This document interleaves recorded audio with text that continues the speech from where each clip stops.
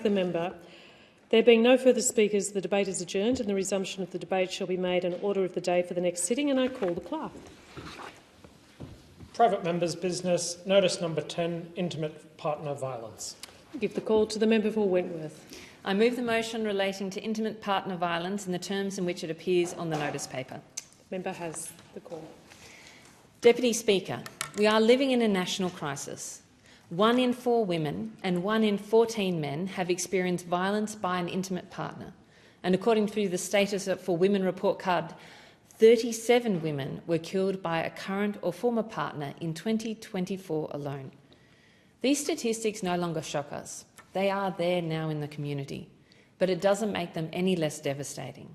And they have become expected and for far too many people a reality. Police commanders tell me in my local area, where sometimes people think, well, this violence doesn't happen, up to 50% of their time is spent on domestic violence.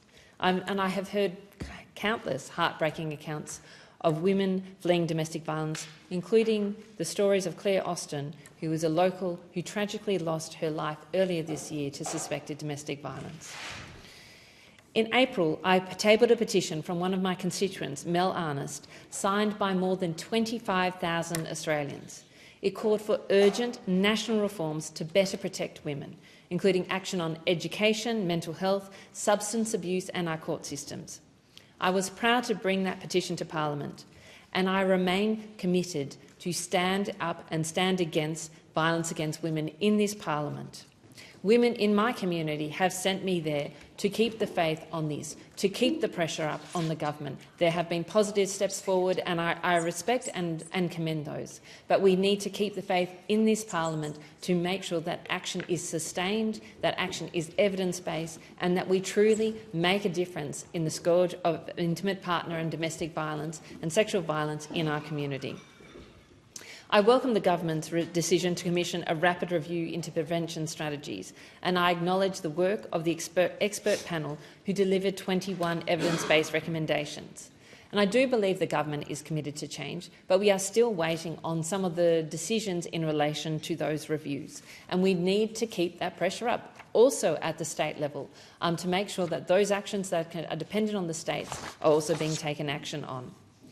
There are a number of areas where I feel that the government does need to move faster. I'll call them out. It's gambling reform, alcohol reform. The federal government has a role in these places, as well as the states, making sure that we are supporting young people, both who've experienced domestic violence, but also in the experience of sexual violence as with young people on young people. And then finally, making sure that we are really evaluating everything we do to see what really works.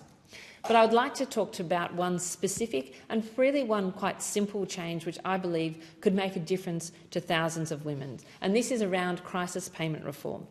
The family violence crisis payment is a one-off, non-taxable payment for people in severe financial hardship in extreme circumstances, like escaping a violent home.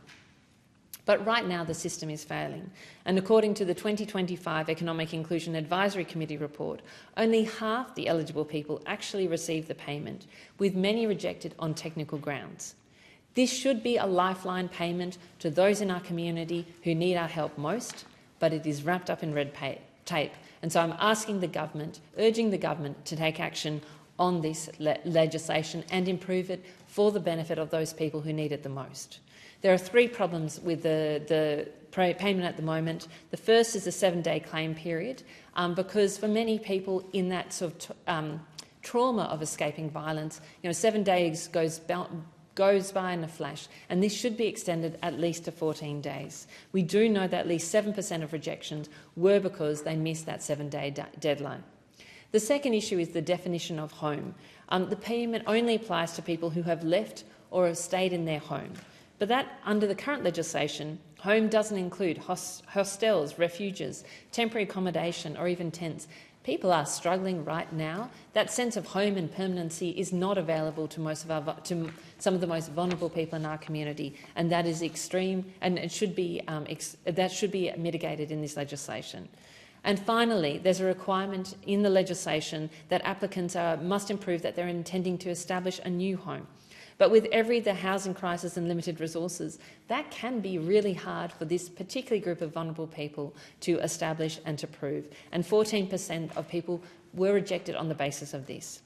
This payment was designed to help people in a crisis, but it's not doing its job, and there is an opportunity to reform it to make a difference to thousands of people while we tackle the raft of other actions we need to tackle as under the rapid review on prevention.